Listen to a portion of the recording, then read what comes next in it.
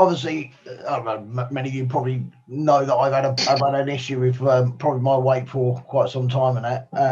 But what's interesting about this is I actually did have the gastric band, the operation, and it didn't go well, and it did go horribly wrong and ended up in hospital again.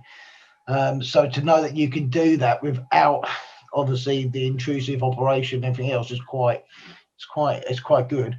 I still find, because they wouldn't take mine out, I still find that I throw up, food gets caught and all the rest of it. So to do something like this, where you haven't had to actually do the operation but can actually achieve the same goal, it's really good, really good.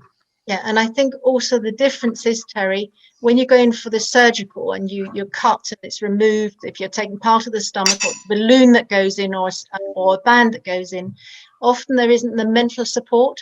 So when you've had it, you still fancy those scones, you still fancy those things that you were addicted to before, whether it, healthy or unhealthy, you fancy it and you fancy a lot of it. The only thing that's changed is that you can't have as much of it, but your mind still craves it. So people go in and they think of ways to dilute the food to have it. Did you find that as well? Did you get enough emotional support or not really? Oh, absolutely none. And actually, I come out of having the band done. It's quite. I was told prior to going in there certain things I wouldn't be able to do, wouldn't be able to do. And I come out from having the band done. The first thing the nurse done was said, "I'll get you some bread and jam." It's like, well, I didn't feel I was allowed to have it. You know what I mean? And that's what they gave me. They gave me a cup of tea and bread and jam. If you can keep that down, that you can go home.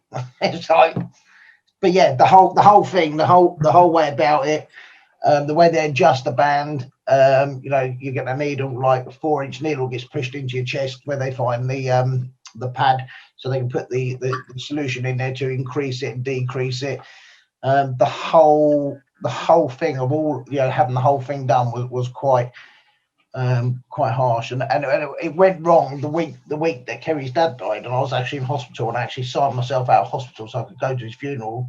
I had the surgeon phoning me up on the day of the funeral just to make sure I was still all right, and I had to go back in hospital the following day. But yeah, it's quite intrusive, really. But yeah, fair play to you if you can do it without that. That's definitely the way to go.